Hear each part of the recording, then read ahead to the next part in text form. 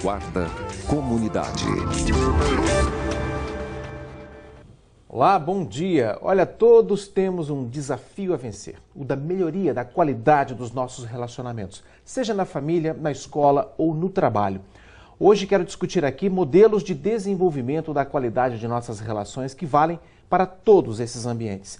Tenho aqui comigo o consultor empresarial Ricardo Coutinho. Ele vem desenvolvendo trabalhos na área empresarial que servem para quem quer avaliar com profundidade se o que está sendo feito no seu local de trabalho pode melhorar ainda mais sem que a empresa perca o foco. Porque isso também é importante. A gente sente a empresa cada vez mais pressionada pelo mercado competitivo, tem que melhorar em vários aspectos, né? Mas, ao mesmo tempo, isso cobra da empresa também uma maturidade no sentido de ganho de eficiência operacional, uma maturidade maior no próprio cenário humano que está ali dentro. Pessoas trabalham na empresa e muitas vezes elas são arraigadas em pontos de vista que se chocam com essa pressão do mercado que vem propondo. A empresa tem que se modernizar, mas o homem continua arcaico. Como vencer, como traçar essa ponte para mudar as coisas todas a partir da mudança de paradigma do ser humano? Então, Abranches, a questão da pressão, ela existe e vai existir sempre, né? A gente vê as empresas hoje pressionadas, o mercado está extremamente concorrente, né? A globalização, ela é ferrenha e eu diria até a globalização asiática, porque hoje em dia a gente vê mais produtos de Taiwan, China, etc. Mas, enfim, essa globalização, então, faz com que a concorrência fique acirrada e os empresários precisem atuar. Precisam atuar. Atuar de que forma? Na melhoria da eficiência operacional. E quando a gente está falando isso, basicamente nós estamos falando dos processos da empresa. À medida que os processos da empresa vão se amadurecendo, vão, né, ganhando os níveis de maturidade maiores, o que acontece? A empresa começa a conseguir produzir de uma forma mais otimizada.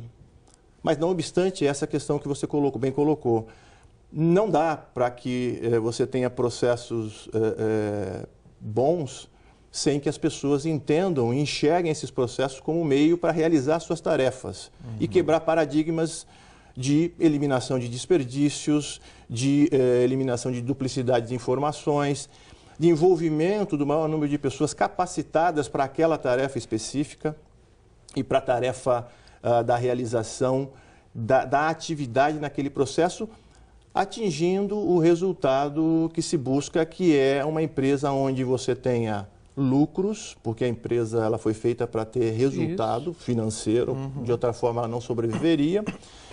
Mas, ao mesmo tempo, sabendo que desenvolver a maturidade das pessoas é imprescindível para que ela continue galgando posições e possa concorrer, aí sim, num nível de igualdade com as empresas globalizadas e empresas asiáticas e todas outras. Posso fazer uma leitura comparada aqui?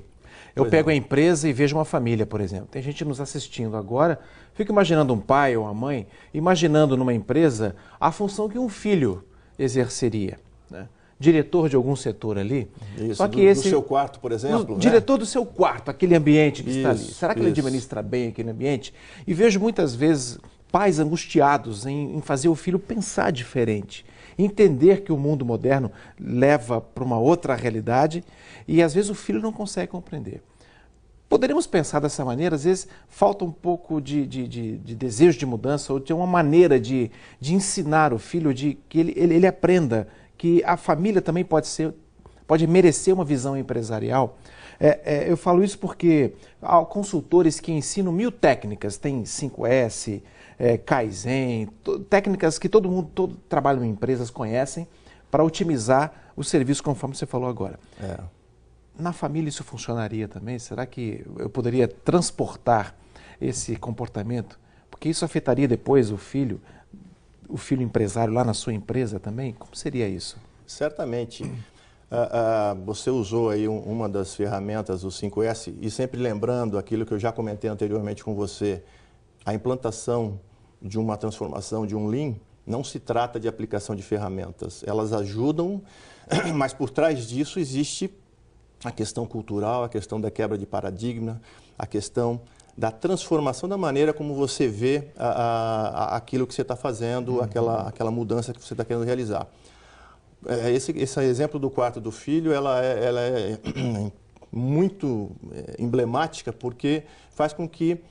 imagine que uma criança que está aprendendo a fazer um 5S, que é colocar as coisas nos lugares certos, utilizar as coisas da maneira certa, na sua bancada de estudo, tudo ordenado de forma que ele tem espaço para estudar, fazer um bom estudo, arrumar sua cama, dando um conceito de ordem no seu quarto, limpeza para não ter riscos de acidente que acontecem na empresa, mas acontece em casa também. Então você vê que essas coisas elas são muito análogas, essa analogia ela é direta e diria mais, uma criança que faz esse trabalho desde pequena, certamente ela vai crescer uma pessoa com uma capacidade de ordenação, uma capacidade de envolvimento em tarefas empresariais muito mais integrada, sinérgica do que outras que nunca realizaram tarefas dessa maneira, por achar às vezes até que são tarefas menores e não são, porque isso faz com que os valores das pessoas sejam, vamos dizer assim,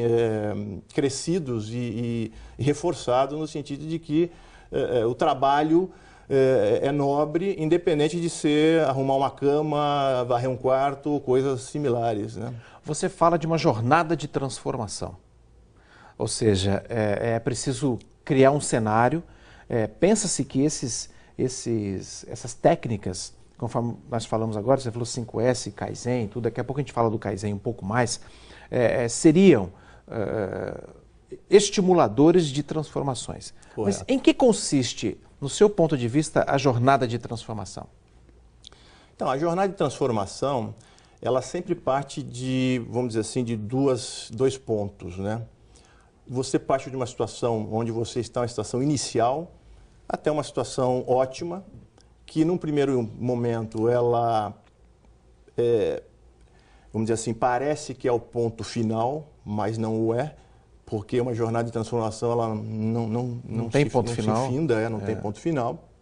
Mas, enfim, então ela parte de uma situação que normalmente nós chamamos de onde estamos, e interessante reforçar, Abranches, que a maioria das empresas muitas vezes não sabem onde estão e, pior ainda, não sabem aonde querem chegar.